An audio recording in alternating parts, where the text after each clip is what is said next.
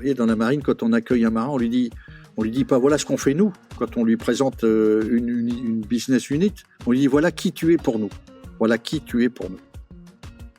Je ne connais pas d'organisation qui peut vivre durablement sans avoir des valeurs très fortes.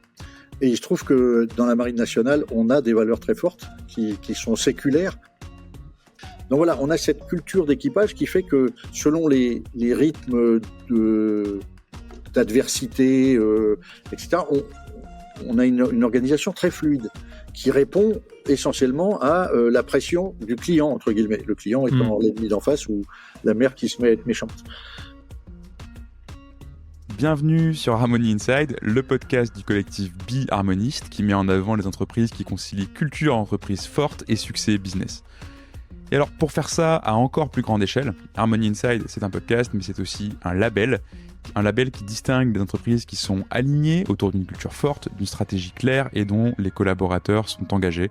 En bref, des entreprises harmonieuses comme celle que vous vous apprêtez à découvrir dans cet épisode.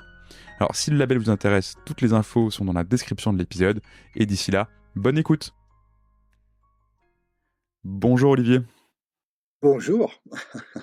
Écoutez, Olivier, merci beaucoup d'être avec nous aujourd'hui. Alors, vous êtes un invité un peu particulier pour moi et pour ce podcast, puisque vous êtes mon premier invité qui a été amiral, qui a été commandant de navire de guerre dans la marine française. Et vous avez très gentiment accepté mon invitation sur un podcast qui parle de culture entreprise. Alors, j'aime bien inaugurer mes interviews avec une question qui nous amène directement dans le vif du sujet. Là, pour une fois, je vais commencer avec la première question que je me suis posée avant qu'on se parle pour la première fois. Quand on est aux commandes d'un navire de guerre dans des situations qui vont forcément parfois être des situations de crise, des situations difficiles, etc., est-ce que finalement les notions dont on traite ici, les notions de culture, de valeur, etc., est-ce que tout ça, finalement, ça semble pas un peu dérisoire ? Non, au contraire. Je pense que je ne connais pas d'organisation qui peut vivre durablement sans avoir des valeurs très fortes. Et il se trouve que dans la marine nationale, on a des valeurs très fortes qui sont séculaires, qui remontent dans l'histoire au moment où la marine royale est devenue une marine impériale, puis républicaine, puis à nouveau impériale, puis à nouveau républicaine. Enfin, c'est l'histoire. Mais en gros, depuis maintenant 400 ans, la marine a 4 valeurs, qui sont des mots extrêmement exigeants, puisqu'il s'agit de honneur, patrie, valeur et discipline. Alors ce sont des mots, si on les prononce comme ça, il y a beaucoup de jeunes gens qui vont partir en courant parce que rien que le mot discipline, ça connaît un regain aujourd'hui, mais... Voilà. Mais qu'est-ce qu'on met derrière valeur, honneur et patrie? Et donc, voilà, moi je pense que c'est très important d'avoir ces valeurs-là. Et d'ailleurs, lorsque j'étais DRH de la marine, je recrutais près de 4000 jeunes par an. Et je me disais, mais comment on est sûr que ces mots-là, ça leur parle? Et donc, on a fait une grande enquête qui a permis de bien voir ce que ils étaient. Il y avait en gros 8000 marins qui ont répondu et on a vu en gros ce qu'ils mettaient derrière ces mots-là. Et puis, du coup, on en a fait un petit livre, on appelle ça le livret du marin, qu'on remet à tout marin quand il rentre dans la marine, qui dit, voilà, tu as choisi d'être un marin au service de la France, on appelle ça un marin de l'État, et donc voilà ce qu'il y a derrière ces mots-là. La valeur, c'est l'engagement personnel, c'est la défense de la démocratie, c'est le refus de la brutalité bête et méchante, c'est la reconnaissance des lois internationales, du droit de la guerre, etc. L'honneur, c'est ni tricher, ni mentir, ni voler, ni se cacher, etc. Enfin, c'est tout ce qui fait qu'on va être dans une relation. Il ne faut pas mettre l'honneur non plus trop haut pour pas risquer d'être un héros qui devient dangereux pour les autres. La patrie, c'était, quand on a réécrit ça, un mot qui pouvait poser problème parce que le patriotisme, ça peut conduire à des radicalisations, des choses comme ça. Et à l'époque, en 2009, on était dans une France très érasmusée, si je puis dire, qui était vraiment inscrite dans l'Europe. Et donc, il y avait à la fois une vision de la France dans l'Europe, mais pas de la France toute seule. Et vous allez voir, l'histoire est intéressante à partager parce que quand quittant ma fonction en 2012, j'ai dit à mon successeur, tu sais, les mots sont vivants, donc il faudra revisiter régulièrement ces valeurs-là. Eh bien, il avait trouvé ma formule un peu gourou, comme il m'avait dit en riant. Et en 2016, début 2016, il m'a appelé en disant « Je comprends ce que tu m'as dit ». Parce que c'est vrai que tout ce que vous avez écrit sur le mot patrie en 2009, on va sans doute être obligé de revoir ça aujourd'hui en 2016 parce que en 2015, la patrie a repris une connotation, en tout cas une sensibilité différente avec les attentats, et donc une nation qui est agressée, qui saigne, qui a des malheurs. Forcément, elle retrouve une autre dimension.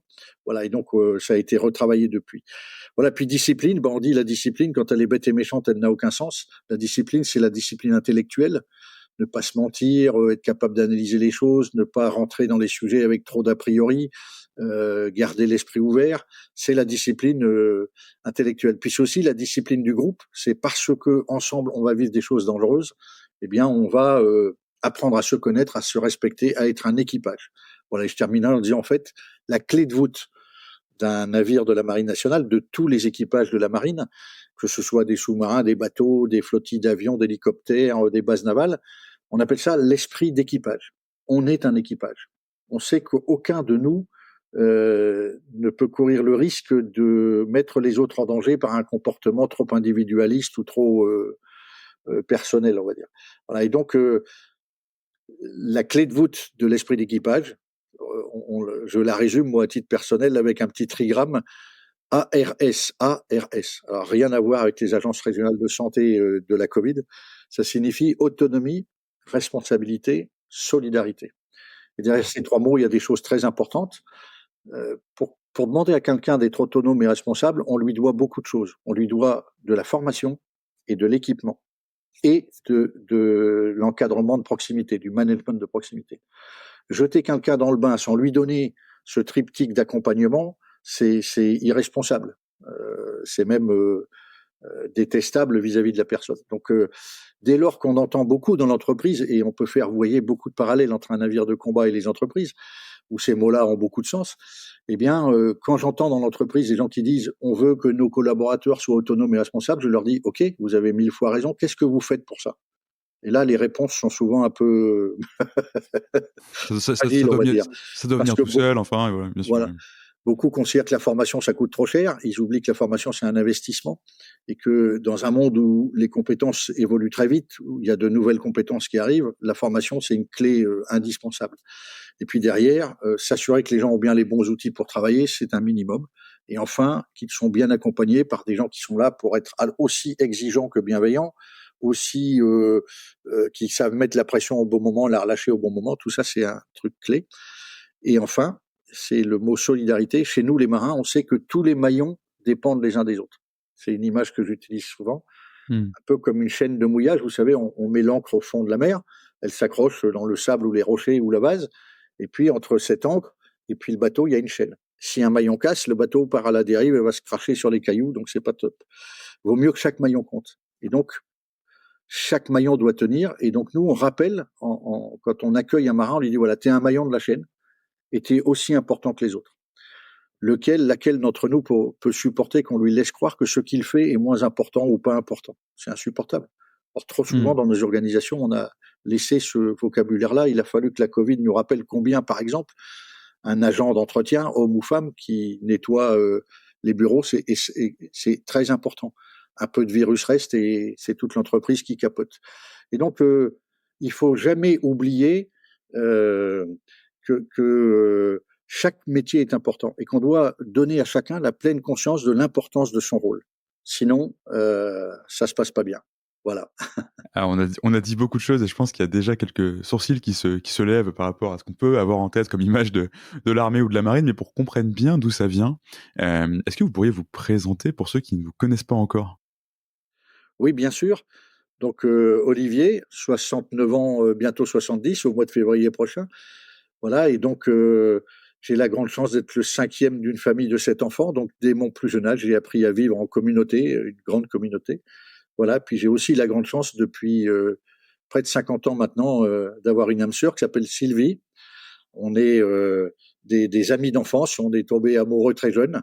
Et puis finalement, voilà, ça fait 48 ans qu'on est mariés, on a 3 enfants et 6 petits-enfants. Ça, comme je dis en riant, c'est la quille du bateau.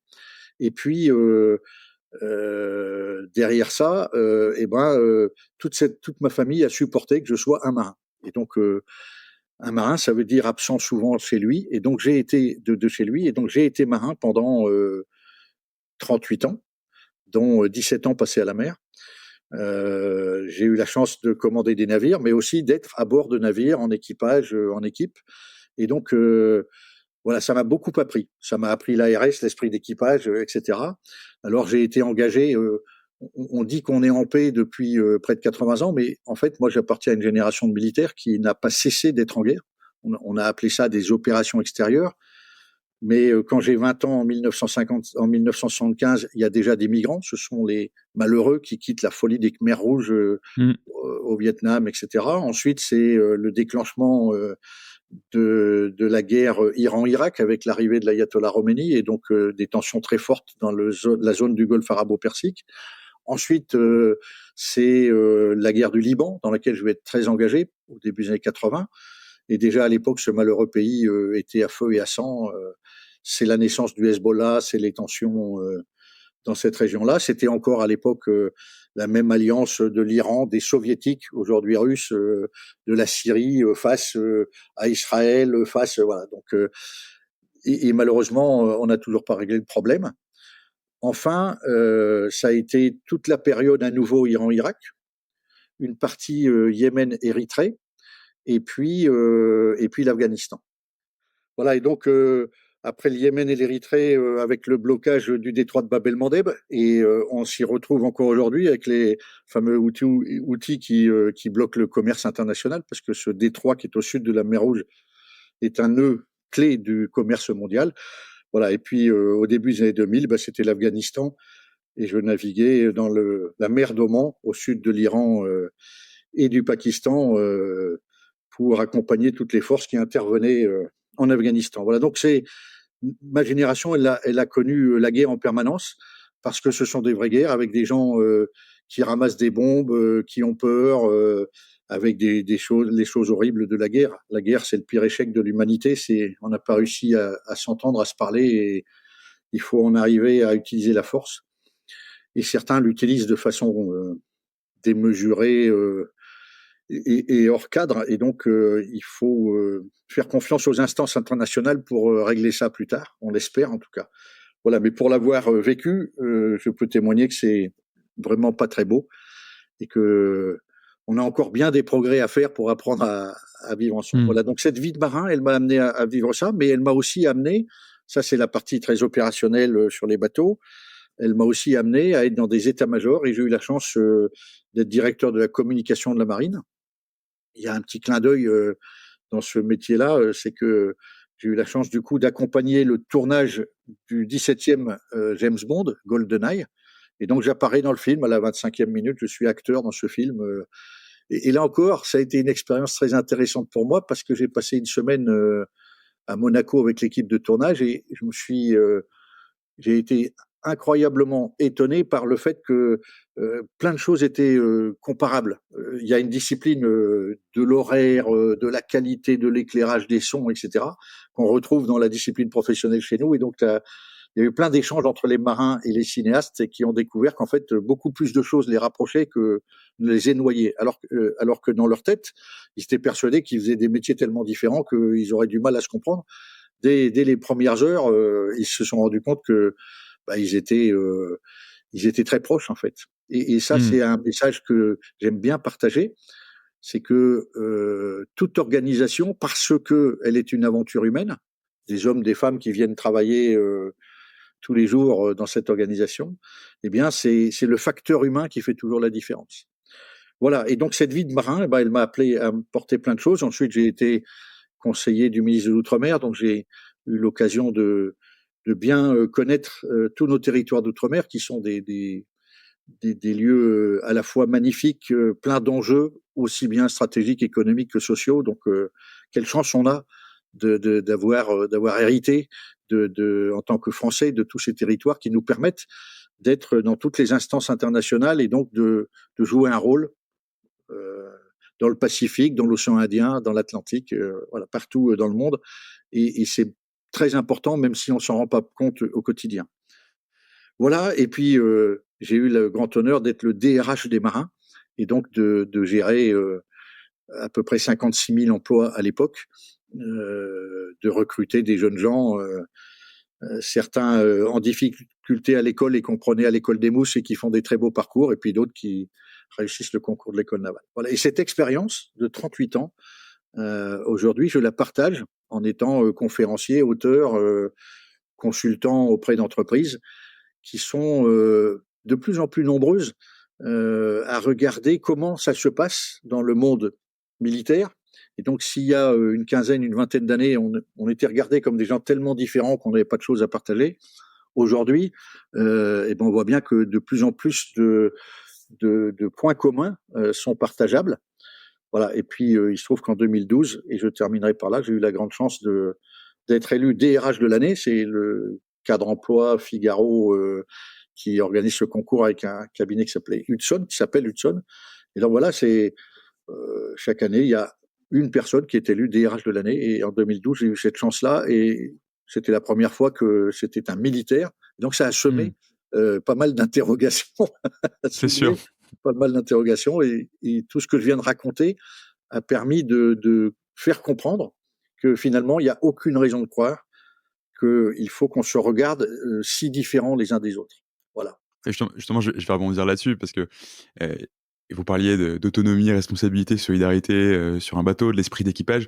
Je pense que pour une grande partie des gens, l'image qu'on a en tête quand on pense à l'armée, malheureusement, c'est cette scène de Full Metal Jacket avec un adjudant-chef qui hurle sur ses soldats en leur disant globalement tu n'es pas là pour penser, tu es là pour être une arme, pour sortir sur un autre film. Donc on se dit peut-être de manière moins caricaturale que dans l'armée c'est assez simple de manager puisque le chef est là pour commander et les soldats sont là pour obéir. Est-ce que c'est vraiment aussi simple que ça? Ouais, je pense que si c'était aussi simple que ça, on aurait moins de candidats chaque année pour venir chez nous. Enfin, c'est une caricature qui est très bien au cinéma, qui est rigolote, qui fait rire ou pas. La réalité, heureusement, est très loin de ça. Alors après, il faut bien distinguer les différentes armées parce qu'il y a un peu comme les entreprises ont une culture propre, les armées ont une culture propre. Et ça vient de quoi? Ça vient du fait que nous, les marins, c'est le temps très long dans l'univers clos d'un bateau. On quitte Brest-Toulon, on reviendra 4 ou 5 mois plus tard. Et pendant ces 4 à 5 mois, on va vivre ensemble dans un univers très technologique où d'un seul coup, la Terre se dérobe parce qu'il y a des grosses vagues et donc le bateau bouge dans tous les sens. Voilà, donc ça, c'est notre culture, elle est liée à la mer. On sait qu'il faut aller gagner du temps sur le temps quand il fait beau, parce que quand il va faire mauvais, on n'ira pas forcément dans la direction qu'on veut. C'est la mer qui nous donnera le cap, parce qu'il faut faire face aux vagues et aller tout doucement. Voilà, et donc toute notre culture, elle a un rapport au temps, à l'univers du bateau, etc., qui fait qu'on a développé une forme de management que j'ai appelé tout à l'heure, que je vous ai décrit tout à l'heure, qui est l'esprit d'équipage, et où chacun sait qu'il dépend de l'autre. Nos amis de l'armée de l'air, c'est tout à fait autre chose. C'est un avion, une technologie très sophistiquée, une à 2 ou à 3 heures de vol, et puis le pilote repose son avion et des gens l'entretiennent, etc. Et donc il y a toute une culture, mais qui est plutôt du temps court, du temps rapide. Et ce qui nous relie, c'est la haute technologie du bateau ou de l'avion. Mais vous voyez, le rapport au temps, on le voit bien. Si on regarde l'entreprise, il y a des entreprises qui sont dans des temps très courts, immédiats, etc., sur des marchés qui vont très très vite. Puis il y a des entreprises, quand vous fabriquez un réacteur nucléaire ou un navire, vous êtes dans le temps long. Et donc, alors que quand vous êtes dans le retail, vous êtes dans le temps court et le client, il est là tout de suite, quoi. Donc, ce rapport au temps explique beaucoup de culture. Et donc, voilà. Puis l'armée de terre, elle est à terre, elle est déployée dans des opérations extérieures, mais on est dans l'univers normal du terrien, donc il n'y a pas l'enjeu de l'air ou de la mer. Euh, et donc c'est une autre culture. Mais dans chacune des armées, je peux témoigner que on a aujourd'hui un mode de management, de commandement qui fait que chaque soldat s'exprime très librement. Et donc et d'ailleurs, s'il peut pas le faire, il reste pas. Assez vite, il peut partir. On a mis en place plein de structures qui permettent à chacun de s'exprimer. Donc oui, c'est une question que se posent souvent les gens du monde civil, comme on dit chez nous, les militaires. C'est mais quand même vous commandez, vous managez pas. Et j'ai dit détrompez-vous. En fait, on manage dans le temps de la préparation de l'action.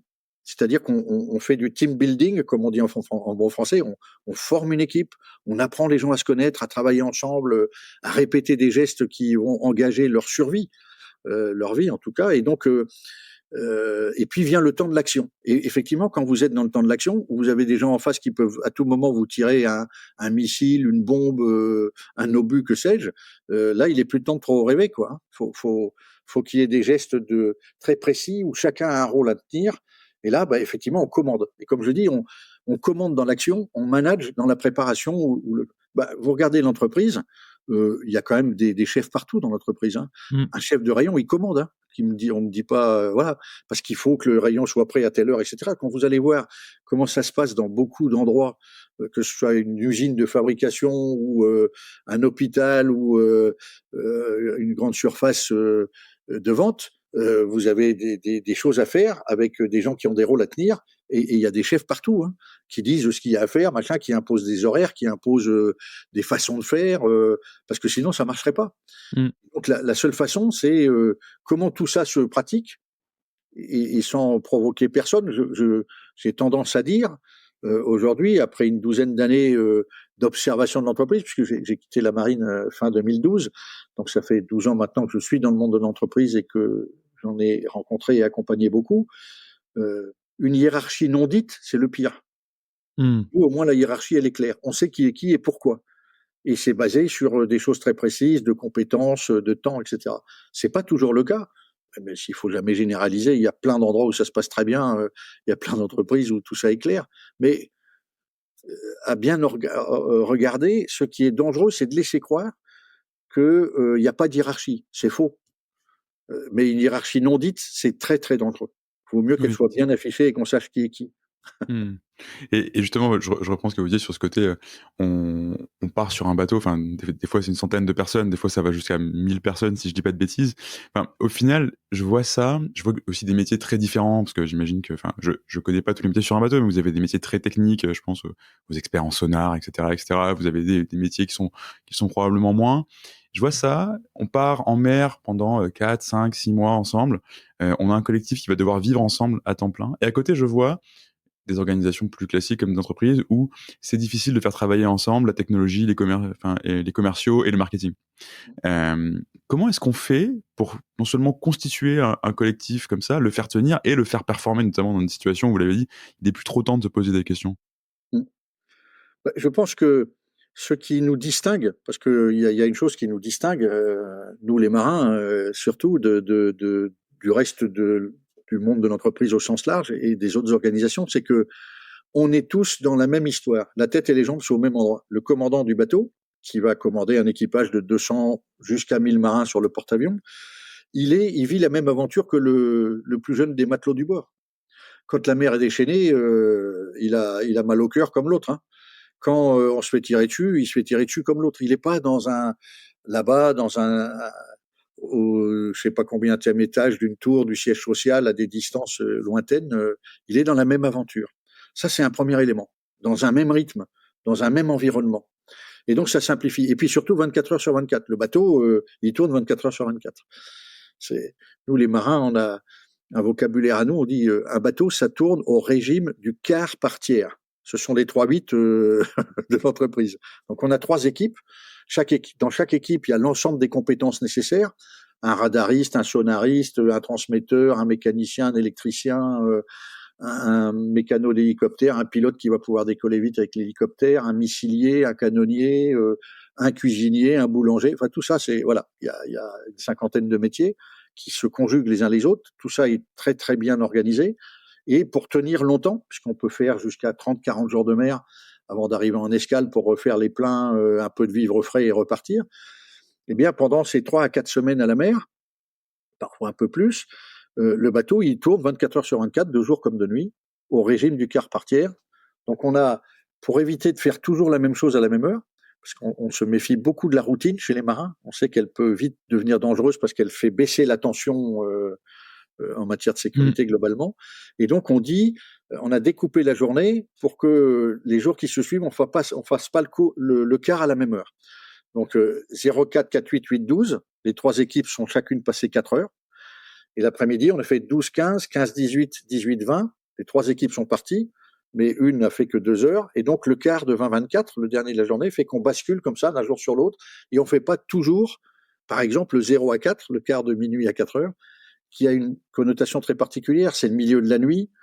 Il y a souvent moins d'agitation, sauf face à un ennemi habile qui a compris que c'est là qu'on peut attaquer parce que justement, c'est normalement plus calme. Vous voyez, et donc, nous, pour ne jamais perdre cette vigilance, on a découpé la journée comme ça. Et donc, 3 équipes se succèdent en permanence.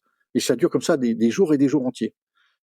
Et puis, une fois qu'on a fait son quart dans le poste qu'on doit tenir, on doit aussi entretenir le matériel dont on est responsable. On doit aussi faire la propreté pour que le bateau soit pas trop sale.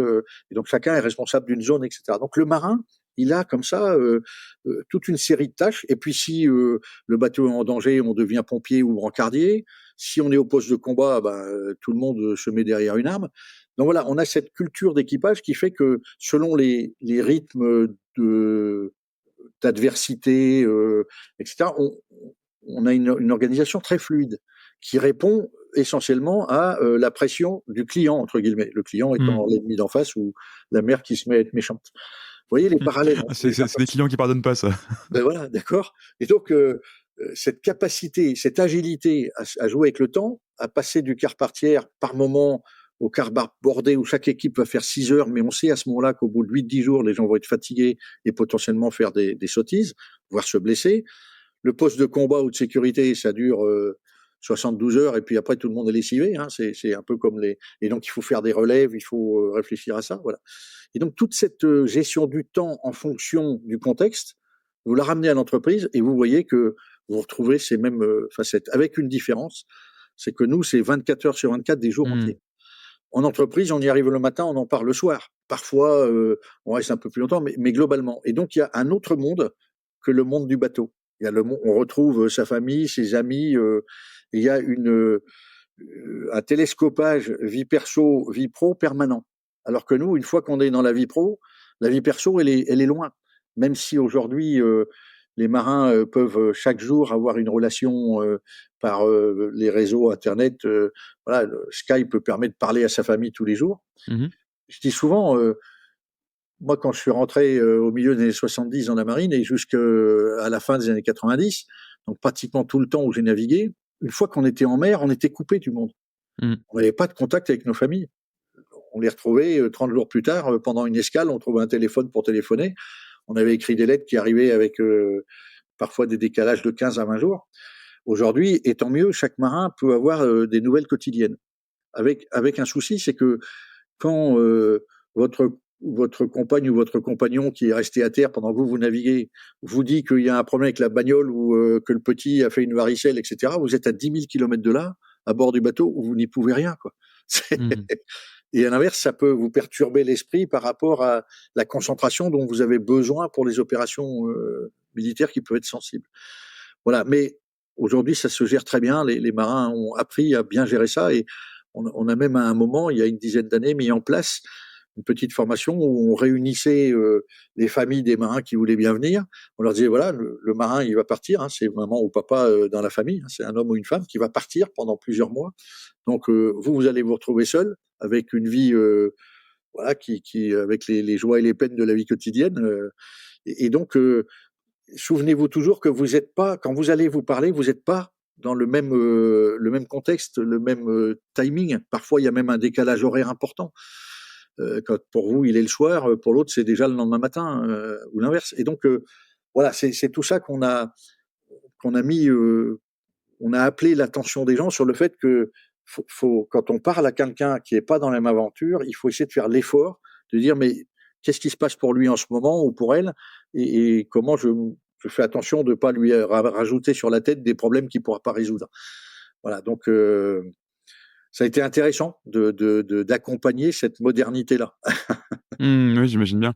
Puis c'est intéressant parce que dans ce que vous dites, il y a aussi beaucoup une question de trouver un équilibre, que ce soit en temps long ou en temps court, entre le côté être capable d'accompagner et de commander à certains moments. Quand on est commandant de navire de guerre, amiral de la marine, qu'on est responsable de cet équilibre-là, qu'est-ce qui se joue pour vous et comment est-ce qu'on parvient à incarner ça et à maintenir cet équilibre-là sur un groupe d'une centaine ou d'un millier de personnes dans des conditions qui sont difficiles? En fait, c'est toute une dynamique de groupe. J'ai parlé tout à l'heure, on a parlé tous les deux de l'importance des valeurs, de ce qui fait. Donc, Mmh. je rappelle l'esprit d'équipage, etc. Donc, c'est vraiment dans notre culture. Un marin, quand il rentre dans la marine, on commence par lui délivrer une formation en lui disant: tu vas vivre en équipage, voilà les recettes.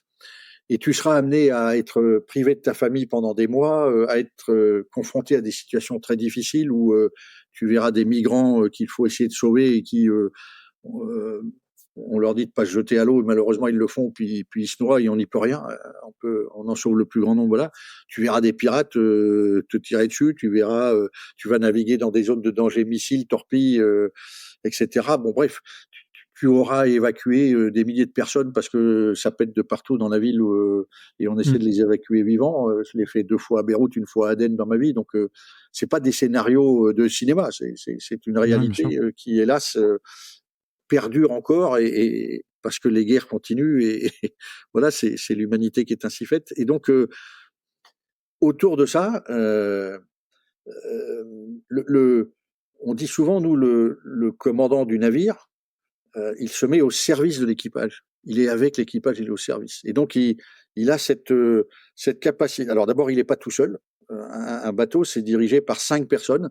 Donc, on les appelle le commandant, qu'on pourrait appeler le PDG, le commandant en second, qui est en gros le CEO, enfin le directeur général, hein, qui a une vision Mmh. globale. Et puis, il y a 3 commandants adjoints. Alors, ce sont des hommes et des femmes qui ont autour de 35-40 ans, hein, sur les gros bateaux et qui ont déjà une expérience assez longue, qui ont déjà commandé un bateau plus petit, etc. Et donc, un commandant adjoint qu'on appelle commandant adjoint équipage, qui s'occupe de tout ce qui est principalement RH, administration, Mmh. voilà, finance. Un commandant adjoint navire, tout ce qui est logistique. Et un commandant adjoint opération, tout ce qui est business, pour faire court. Ces 5 personnes-là, elles échangent en permanence, elles partagent tout, elles se répartissent les rôles et elles dirigent le bateau. Ensuite, vous avez la strate, les N-1, qui sont les responsables de grandes unités, de grandes BU, on les appelle services sur les bateaux. Donc, Mmh. l'officier en charge de toute la partie aviation, les hélicoptères, les machins, etc. L'officier en charge de tout ce qui est propulsion du navire, la machine, les machins.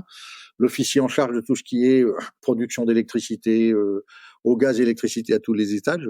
Voilà. Il y a le responsable des opérations, donc tout ce qui est sonar, etc. Et donc ces patrons-là, ces N-1, ils ont des équipes qui vont de 30 à 60 personnes selon la taille du bateau, et ils font travailler voilà, les N-2 qui sont des opérateurs. Alors il y a des qualifiés, des moins qualifiés. Mais c'est ça les 3 grands niveaux, vous voyez, sur le bateau. Mmh. Alors en fait, dans le niveau des N-2, vous avez des opérateurs très très qualifiés et puis des opérateurs qui débutent. Donc là, on pourrait considérer qu'il y a 2 niveaux, mais voilà comment ça marche. Et donc le quart par tiers, je vous ai déjà expliqué tout ça. Mmh. Et donc cette culture de, on est un équipage, on vit au rythme du quart par tiers, chacun de nous doit tenir son quart, on compte les uns sur les autres. Le commandant joue avec le temps en fonction du contexte extérieur. Les commandants adjoints font la coordination. Voilà. Ça, c'est le travail à bord du bateau. Un amiral, il y a très peu d'amiraux qui sont sur les bateaux. Un Mmh. amiral, il est dans les états-majors. Mmh. D'accord. Il va de temps en temps sur les bateaux pour pas perdre le lien avec le terrain, comme on dit. Voilà. On a chez les militaires un regard sur les grandes organisations qui est intéressant à partager, je pense. On distingue 3 niveaux d'intervention. Il y a le niveau qu'on appelle tactique. C'est le terrain. C'est ici maintenant le soldat, le marin, celui qui va utiliser l'arme, qui va utiliser le radar ou le sonar. Voilà. Ça, c'est vraiment le niveau de base. C'est le vendeur ou le chef de rayon Mmh. dans le magasin. Vous voyez, c'est voilà. Ensuite, vous avez le niveau opérationnel. Typiquement, un commandant de bateau avec ses commandants adjoints, il y a un avion de chasse qui passe au-dessus de notre tête, mais c'est parce que j'habite près de Trèfeau Ça nous et, met ça nous met dans le thème. et je vous rassure, la guerre n'est pas déclenchée. Et donc, le, le, le niveau opérationnel, c'est vraiment des gens qui font travailler ensemble différentes équipes. Mmh. En gros, c'est le directeur de magasin, ou le directeur d'usine. Voilà. Et ça, on appelle ça opérationnel. Et puis, il y a le niveau stratégique. Et là, on est vraiment dans le top dirigeant de l'entreprise ou le top dirigeant des armées. Ou voilà, c'est quoi? C'est toute la relation politico-militaire, médiatico-militaire, industrialo-militaire, toutes les relations internationales avec les marines alliées, pour nous les marins, etc. Donc, on est vraiment c'est un autre registre où on est dans un monde très complexe avec des jeux de rôle entre politiques, entre industriels, entre médiatiques, etc. Donc, ces 3 niveaux, tactique, opérationnel, stratégique, c'est intéressant de regarder comment l'entreprise fait ça. Et trop souvent, on mélange un peu tout ça. Les opérationnels ont du mal à lâcher le tactique et donc sont trop présents dans le tactique et ne délèguent pas assez. C'est souvent un des gros problèmes dans les organisations, c'est de ne pas assez déléguer parce qu'on n'a pas confiance, parce que patali patala. Et puis, une fois qu'on doit rentrer dans le monde dit le niveau que nous on appelle stratégique, on s'éloigne un peu du terrain, du concret, de l'opérationnel. C'est pas toujours facile parce qu'on a l'impression d'être que dans des trucs tellement complexes que ce sont des injonctions paradoxales permanentes. Ce sont des jeux. Je te tiens, tu me tiens par la barbichette. On se raconte machin. On essaie de manipuler les uns les autres. Ça fait partie de la négociation du positionnement en fonction de ce qu'on essaie d'obtenir dans la relation à l'autre, dans la coopération et autres. Donc, ce sont 3 niveaux très différents. Et pour ça, nous, les militaires, on a, pour les officiers, 3 niveaux de formation. Le niveau tactique, c'est vraiment bien maîtriser un métier à bord.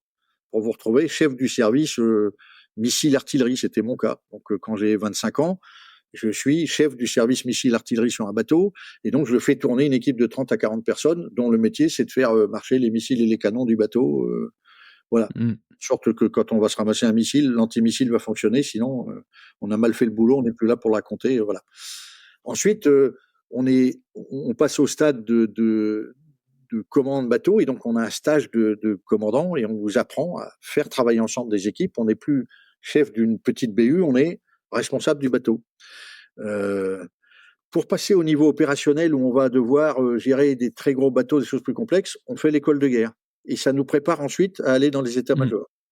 Et puis, enfin, pour rentrer dans le niveau stratégique, on fait ce qu'on appelle le Centre des hautes études militaires, couplé à l'Institut des hautes études de la défense nationale, où là, on côtoie des magistrats, des journalistes, des syndicalistes, des chefs d'entreprise, et tout ça, ça nous ouvre petit à petit les chakras pour comprendre et décoder comment on rentre en relation avec les autres, et on nous fait monter comme ça en niveau de compréhension et de responsabilité. Et vous retrouvez là ce que je disais tout à l'heure sur l'importance de la formation. Complètement. D'accord. On peut pas propulser quelqu'un.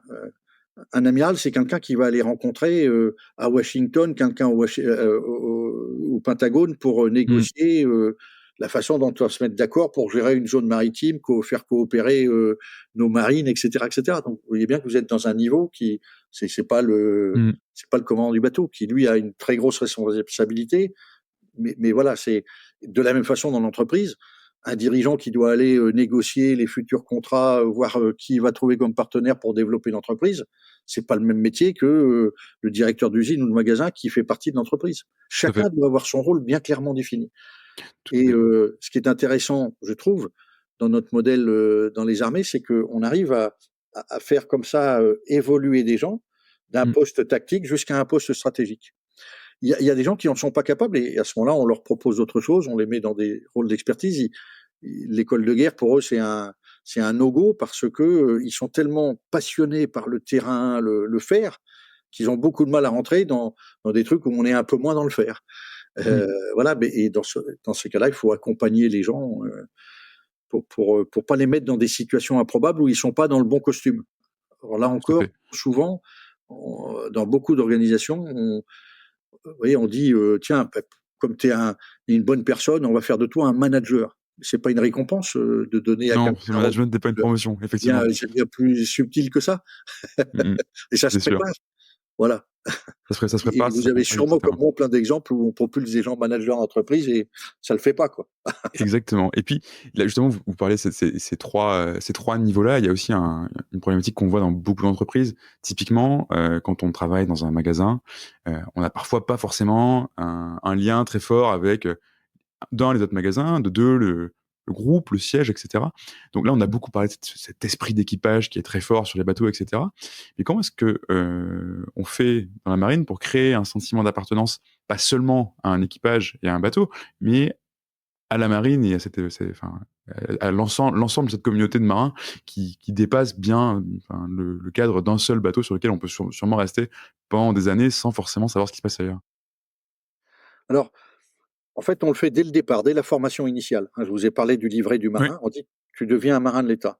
Tu vas choisir d'être fusilier marin, donc tu seras dans les commandos, pilote de l'aéronautique navale, ou mécano de l'aéronautique navale, tu seras dans l'aéronautique navale. Tu vas choisir les forces sous-marines, tu seras dans les sous-marins. Tu vas choisir, les forces de surface, tu seras sur les bateaux». On a 4 grandes familles. Ces 4 familles, elles ont chacune une identité, des rythmes, et cetera. Mais on rappelle à tout le monde qu'au-dessus, il y a la marine nationale.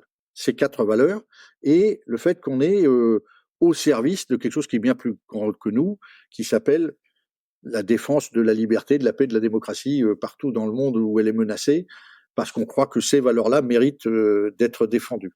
Et on part, on est privé pendant des mois de nos familles, et cetera.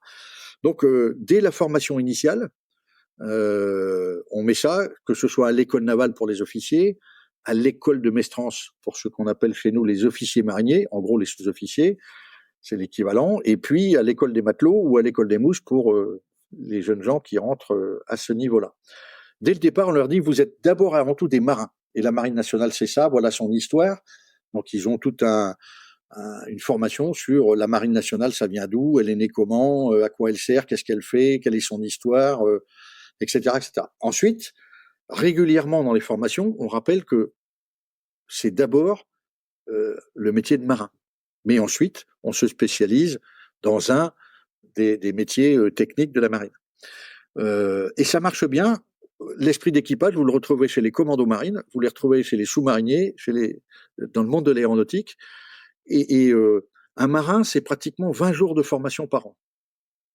Et c'est indispensable, à la fois pour tenir ce sentiment d'appartenance, mais aussi pour développer les compétences, les maintenir.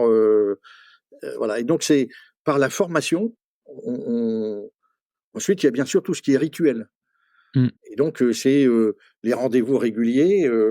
Alors, les marins, comme dans l'entreprise, on a nos NAO, sauf que nous, c'est 2 entretiens par an, et c'est pas trop lié au salaire, c'est lié au développement personnel et au parcours de carrière. D'accord. Mm. Sachant que le parcours de carrière fait que vous allez monter en responsabilité, en grade, etc., et que votre salaire, il est lié à ça, puisque c'est une grille de la fonction publique très, très, très précise. Voilà, chez nous, l'égalité salaire entre hommes et femmes, elle est totale. Mm. C'est même pas un sujet. Oui, bien Vraiment. sûr. Donc, c'est tout ça qui fait que cette culture qui est en permanence entretenue, à la fois par des rituels dans les unités de combat ou de soutien de la marine, à la fois par la formation, fait que ben voilà, ça marche très bien. Et puis ensuite, force est de constater que quand vous êtes confronté à des aventures qu'on pourrait qualifier, sans forcer le trait, d'extraordinaire, de pas ordinaire. Parce que Mm. c'est pas ordinaire de se Non, retrouver à certainement. devoir face à face avec des pirates ou, ou avec des migrants ou que sais-je. Et donc, tout ça, ça vous met une adrénaline, on va l'appeler comme ça, qui fait que clac, vous vivez une aventure extraordinaire, ça soude des liens, ça, voilà. Et ensuite on fait beaucoup de partage, on appelle ça le retex, le retour d'expérience. Mhm. Il y a ça dans l'entreprise sous la formulation REX, je crois. Oui, j'en suis sûr, même le retour d'expérience, voilà. Oui, tout à fait. Plus, plus on a le courage de dire, ben voilà, dans la période qui vient de s'écouler, qu'est-ce qui s'est passé, qu'est-ce qu'on a appris, et qui est positif, qui est une bonne pratique, qui va pouvoir nous resservir, même si aucune situation ne ressemble à l'autre. On a cette sagesse de se souvenir que aucune opération ne sera exactement la même qu'avant, et que donc ce qui a été une bonne pratique pour l'une ne le sera pas forcément pour l'autre. Ça rend humble, ça aussi, hein. L'humilité, c'est au cœur de la culture des marins. Et puis ensuite, c'est qu'est-ce qui a bien marché, moins bien marché, et comment on le corrige. Typiquement à bord d'un bateau, donc un bateau c'est comme un magasin, un hôpital ou une usine, hein, d'accord, pour faire le parallèle. Eh bien le chef d'établissement, donc le commandant du bateau, le directeur de l'usine, le directeur du magasin, il réunit son équipe à peu près une fois tous les mois et demi si on est en rythme normal, et puis quand il y a des grosses opérations, ça peut être plus court. On appelle ça la commission participative d'unité. C'est un Mmh. peu, c'est un peu administratif, Militaire. mais ça veut tout dire. C'est-à-dire qu'autour de la Mmh. table se mettent les marins de toutes catégories qui disent directement au chef d'établissement, donc au commandant du bateau, ben voilà, ça on a compris, machin, ça on comprend pas, ça nous tracasse, ça on voudrait des explications, etc., etc. Et c'est très libre, très ouvert comme parole. Il y a un secrétaire de session qui tourne chaque fois et qui va mettre ça, et on se donne des rendez-vous. Donc, ce Mmh. qui a bien marché, on dit, ben ça, on le garde comme potentiellement un truc qui a priori marche bien, en tout cas dans telle et telle situation. Ça marche pas, on regarde pourquoi, on s'énerve pas, on cherche pas de coupable, on va ensemble trouver la solution. Et on a cette culture de pas aller tout de suite chercher un coupable, mais de dire, qu'est-ce qu'on peut faire pour trouver une solution, une meilleure solution. Là encore, je ne peux que recommander, et je le fais dans beaucoup d'entreprises, et il y en a qui le font très bien, qui ont cette culture du partage, de l'échange. Il y a des grandes entreprises dont les directeurs de magasins, une fois par semaine pratiquement, font en trois quarts d'heure, en une demi-heure, trois quarts d'heure, une réunion de l'équipe. La semaine qui vient de se passer, qu'est-ce qui a bien marché? Ok, youpi. Qu'est-ce qui a moins bien marché? Comment on s'explique? Comment on fait? Et ça, c'est Mmh. très positif. Dans une entreprise, ils appellent ça, c'est très joli, ça s'appelle mes joies, mes peines. Mmh. Qu'est-ce qui m'a rendu heureux? Et que du coup, je partage avec plaisir, machin. Et qu'est-ce qui m'a un peu peiné? Et comment, voilà. Et c'est important, pardon, de ne pas commencer que par le négatif. On a une fâcheuse tendance, nous les Français, mais peut-être pas seulement les Français, mais en tout cas les Français c'est sûr, on va systématiquement chercher ce qui ne va pas, et on cherche un coupable, et on se met en colère, et on s'engueule, etc., etc. Au lieu de faire un petit pas de côté et tranquillement se dire, finalement, qu'est-ce qui a bien marché et qui fait que tout va pas si mal que ça, et puis ce qui a bien moins bien marché, comment on le corrige ensemble. Cette culture-là, ça fait le sentiment d'appartenance. Parce que vous Mmh. êtes plus dans des jeux de rôle. Qu'est-ce qui tue une organisation? C'est tous les non-dits, les jeux de Mmh. rôle. Je dis souvent, tout ce que l'on enfouit pourrit. C'est vrai dans un couple, dans une relation parent-enfant, dans une relation entre amis. Quand on finit par ne plus se dire les choses en sincérité, par ne plus pouvoir se parler authentiquement, sincèrement, parce qu'on s'enferme dans des jeux de rôle, parce qu'on se croit obligé d'être dans tel costume dans lequel on n'est pas bien, on se met en danger, on met toute l'organisation en danger, parce qu'on n'est pas sincère, on n'est pas authentique. Alors c'est dur, hein, et puis c'est plus ou moins facile selon les tempéraments, les caractères, etc. Mais ma conviction, c'est que une organisation dans laquelle il y a plein de non-dits, plein de postures, ça c'est de l'anti-confiance et donc de l'anti-sentiment d'appartenance.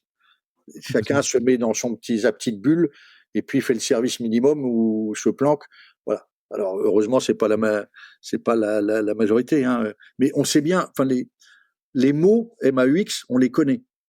Et donc, les remèdes, c'est plus compliqué parce que c'est de la nature humaine. Ça se règle pas comme une machine, l'humain. C'est une boule d'émotion, l'être humain. Et Mmh. donc, comment subtilement on va chercher la bonne relation à l'autre, comment on fait travailler ce qu'on appelle en bon français les soft skills. Je rigole. Donc, les biais de comportement, voilà, comment on travaille ça? C'est trop longtemps, on a laissé croire aux gens qu'ils étaient quelqu'un dans l'entreprise et quelqu'un d'autre en dehors. C'est totalement Oui. schizophrénique, quoi. Mmh, complètement.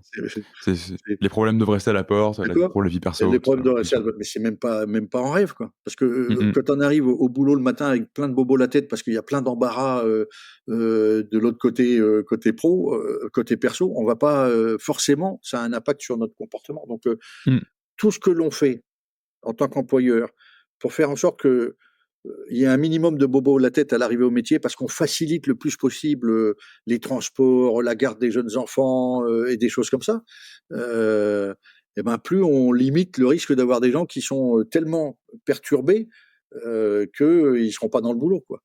Voilà. Moi, j'appartiens à une génération où on nous disait tu auras réussi ta vie si tu as réussi ta vie professionnelle. Que de dégâts, que de dégâts. Et que d'incompréhension parfois et que entre d'incompréhension. générations, Donc effectivement. aujourd'hui, heureusement, moi je suis très rassuré d'entendre des jeunes gens dire je ne sacrifierai pas ma vie personnelle à ma vie professionnelle. Après, il faut trouver le bon équilibre. Bien sûr, oui, c'est parfois plus dur aussi, mais ça résonne pas mal, Voilà. effectivement. Et vous parliez juste avant des non-dits dans une entreprise et de ce côté que ça allait finir par pourrir si ça restait enfoui. Il y a un non-dit que j'ai, enfin, même de mon expérience personnelle que j'ai pu voir qui est très commun dans l'entreprise, c'est la question du départ. Quand on passe d'entretien ailleurs, quand on cherche ailleurs, parce qu'on veut quelque chose d'autre pour soi, pour sa vie, que ce soit pro ou perso d'ailleurs, on le dit pas, on le cache.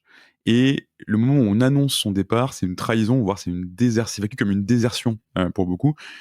Il y a des pratiques qui consistent à tout simplement sortir les gens de toutes les listes d'emails, de plus les inviter à rien le temps de leur départ, et de complètement couper le lien avec eux.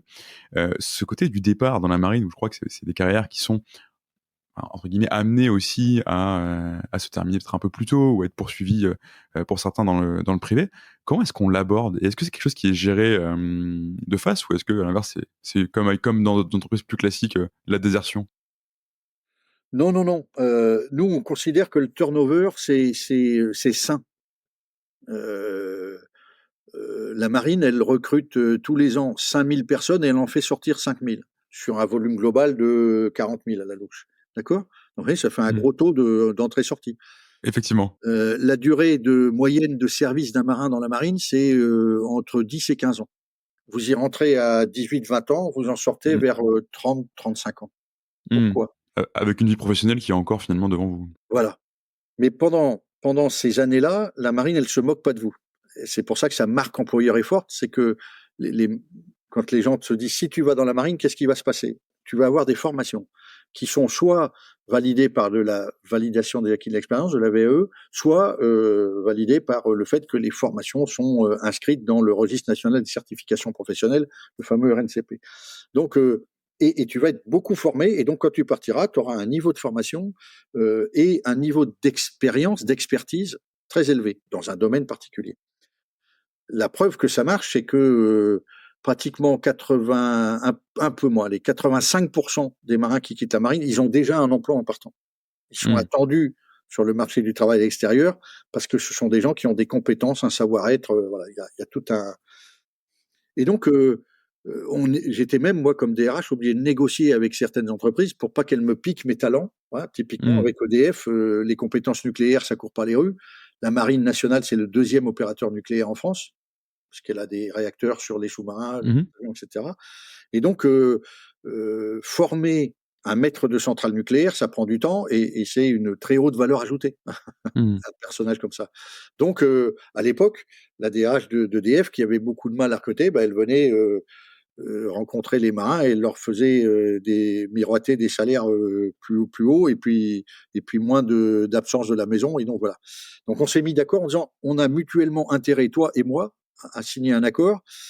Moi, j'ai besoin de ces gens-là jusqu'à tel moment. Les 2 dernières années, on fait un espèce de tuilage où ils commencent à rentrer dans le métier chez toi, tout en faisant encore les 2 patrouilles de sous-marins ou la sortie de la mission porte-avions dont j'ai besoin en tant qu'atomicien, sa compétence d'atomicien. Et puis voilà, on a comme ça développé des partenariats très intelligents.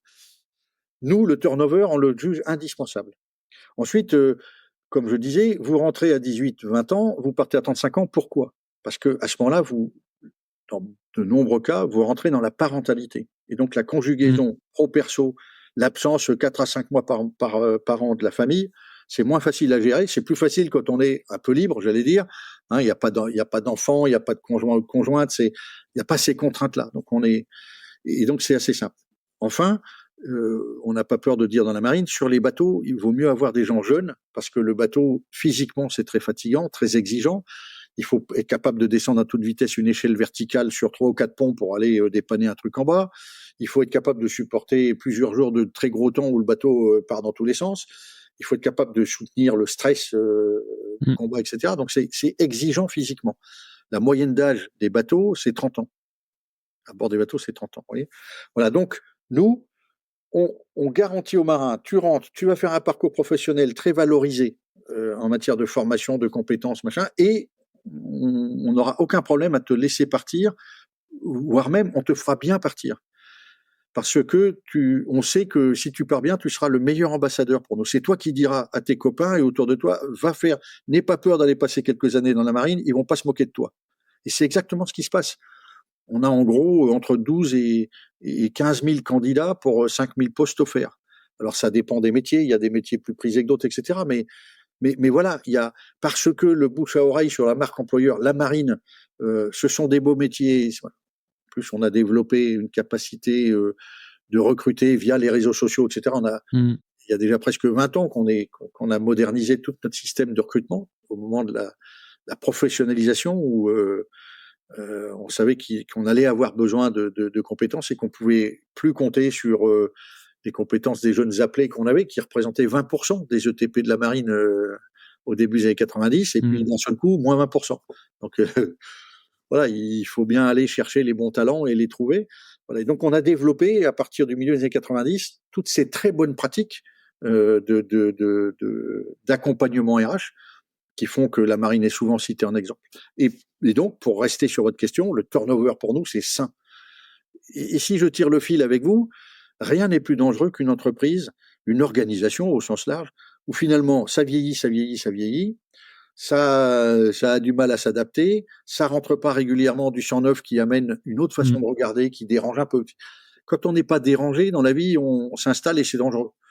C'est utile d'être dérangé régulièrement, sans être maso, hein, mais c'est comme ça qu'on reste en vie. Voilà, parce que on doit en permanence se poser la question et si, aller chercher des solutions et pas risquer de faire comme on a toujours fait, au risque de voir des nouveaux entrants sur le marché vous sortir parce que vos pratiques sont devenues trop décalées par rapport aux attentes des clients, des marchés, etc. Donc c'est un organisme vivant. Il a un turnover de 10 à 15%, c'est sain. Et donc quand j'entends ouh là là là là, le turnover, machin truc, je dis mais tout va bien, accompagnez-le bien. Par contre, qu'il soit utile, faut bien l'accompagner. Donc ça suppose quoi? Ça suppose que vous êtes capable, comme je vous l'ai raconté entre la marine et EDF, de passer des partenariats avec d'autres entreprises. Il y a une région que je recommande d'aller regarder souvent en France qui fait ça très bien, c'est la Vendée, où les entreprises ont trouvé entre elles des deals assez intéressants où, comme par exemple un chaudronnier, ça court pas les rues. Des entreprises qui ont besoin de chaudronniers, elles peuvent en avoir besoin pas au même moment dans l'année, et donc en se mettant d'accord, elles proposent un contrat de travail unique qui permet à ce salarié, à ce collaborateur, de travailler dans 3 entreprises comme chaudronnier au moment où l'entreprise en a besoin. Et on va développer ces coopérations, ces alliances, ce regard plus large. D'accord? On oublie le temps où j'ai tout chez moi, tout de suite là, machin, je suis propriétaire de tout. Voilà. Et ben, c'est comment, par des alliances intelligentes, je vais chercher des solutions qui me permettent d'avoir le talent au bon moment, au bon endroit pour moi, et il va servir à d'autres, et c'est pas un problème. Derrière, il y a des gens qui vous disent oui, mais alors le secret machin industriel, on peut très bien gérer le secret du chaudronnier, hein, me semble-t-il.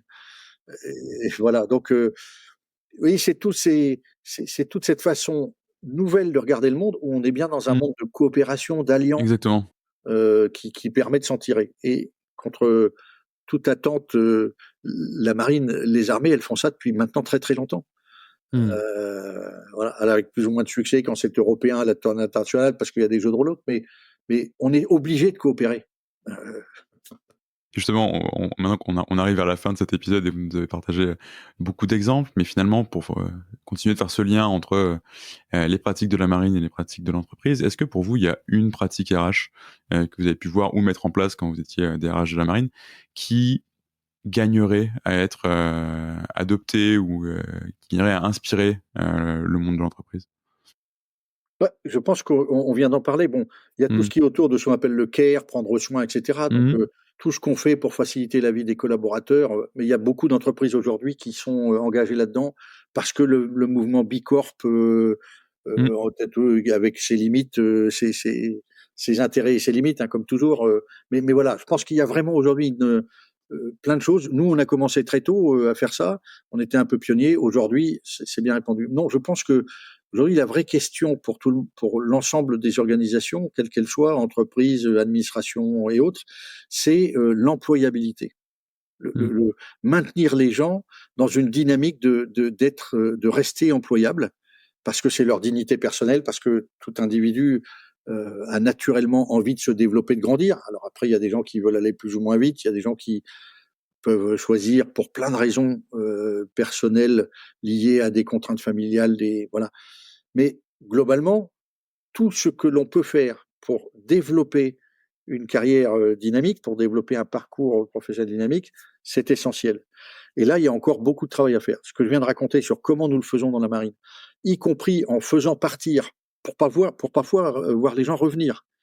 Il y a quelques entreprises où ça se fait, où les gens font 5-10 ans, s'en vont, parfois montent eux-mêmes leur petite boutique, puis si ça marche, tant mieux, ils sont machin. Si ça marche un peu moins bien, ils reviennent dans l'entreprise d'où ils sont partis, et c'est bien pour tout le monde. Et donc c'est sortir de ce poison que vous décriviez très bien, qui était si tu pars, t'es un traître. Ben non. Si tu pars bien, que tu deviens notre ambassadeur, et que même qu'il te vient l'envie de revenir, on en discutera. On te ferme pas la porte, on te regarde pas comme quelqu'un qui est allé voir chez les ennemis. Et c'est toute cette ouverture d'esprit qu'il faut résolument mettre en place dans nos entreprises. Ça, c'est un vrai enjeu. Et j'ai une dernière question pour vous, qui est la question traditionnelle sur ce podcast. Finalement, quel conseil que vous donneriez à un dirigeant qui souhaite faire de sa culture entreprise un levier de croissance et de développement, justement? Plus il aura l'audace d'être totalement sincère, authentique, de partager le maximum, tout ce qu'il peut partager. Bien sûr, il y a des choses secrets du business, etc. Mais ma conviction, c'est que plus la tête partage ce qu'elle pense, comment elle raisonne, comment elle va chercher des solutions, pourquoi parfois c'est long, pourquoi parfois plus c'est partagé, jusqu'au plus bas de l'entreprise, le plus bas étant l'essentiel, puisque finalement c'est le vendeur ou l'ouvrier qui fait le produit ou qui vend au client. Et donc c'est la clé. Sauf que s'il fait ses gestes métiers sans rien comprendre du tout, ça devient vite un peu abétissant ou abrutissant comme métier. Donc plus il a conscience de comment ça marche, plus, vous voyez, ma recommandation, c'est de dire, dites-leur comment ça fonctionne. Partagez-leur vos joies, vos peines de dirigeant, la difficulté qu'il y a à trouver une relation, machin, ou à acheter une machine truc, ou plus vous allez partager ça, en étant persuadé qu'ils sont capables de comprendre. Ne partez pas du principe qu'ils ne peuvent pas comprendre. Interdisez-vous ce biais qui est de croire que non, on va pas leur dire, ils vont pas comprendre. On est étonné de l'intelligence humaine, et plus vous ouvrez, alors on appelle ça l'intelligence collective, on appelle ça comme on veut, vous voyez, hein, qu'importe dans les bons livres. Moi, ce que je dis, c'est partons du principe que plus on voit ensemble, on comprend ensemble les fameux maillons, comment ils se tiennent les uns les autres. Vous voyez, dans la marine, quand on accueille un marin, on lui dit pas voilà ce qu'on fait nous. Quand on lui présente une business unit, on lui dit voilà qui tu es pour nous. Voilà qui tu es pour nous. Cette pratique-là, elle est essentielle parce qu'elle permet à chacun de rentrer dans son rôle. Et puis on lui dit ensuite, le tour qu'on te fait faire, c'est pour que tu comprennes que tout ça, ça matche ensemble. Il n'y a pas un service plus important qu'un autre. Il y a un moment du contexte où oui, ce sera plutôt un truc de mécanicien qu'un truc de radariste. Mais le tout va faire notre force, notre puissance. Et parce qu'on sait comment ça marche, parce qu'on a décodé le pourquoi, et puis les différentes façons de comment, alors ça va faire, voilà, ça répond, j'espère, à votre question qui est... Complètement. C'est ça la clé. Effectivement, permettre à chacun de visualiser le rôle et l'importance qu'il a dans l'entreprise. C'est souvent très difficile et finalement, en vous écoutant, ça a l'air assez simple. Merci beaucoup, Olivier, pour ce moment passé ensemble et tous ces partages. C'était un plaisir de faire cet épisode ensemble. Merci, Vincent, pour ce beau moment partagé avec vous. Et puis, comme on dit chez les marins, pour se dire au revoir, bon vent, bonne mer. Bon vent, bonne mer à vous. Merci beaucoup. Au revoir. Au revoir. Merci d'avoir écouté cet épisode jusqu'au bout. Si vous êtes là, c'est sans doute que ça vous a plu. Si vous voulez nous aider, n'hésitez pas à partager cet épisode à votre boss, à votre ami qui veut monter une startup depuis toujours, ou à toute personne qui pourrait être intéressée par la culture d'entreprise. Vous pouvez aussi vous abonner sur Apple Podcasts, Spotify ou toute bonne application de podcast. Et vous pouvez également nous laisser un avis 5 étoiles de préférence sur Apple Podcasts. À très bientôt pour un nouvel épisode et merci à tous.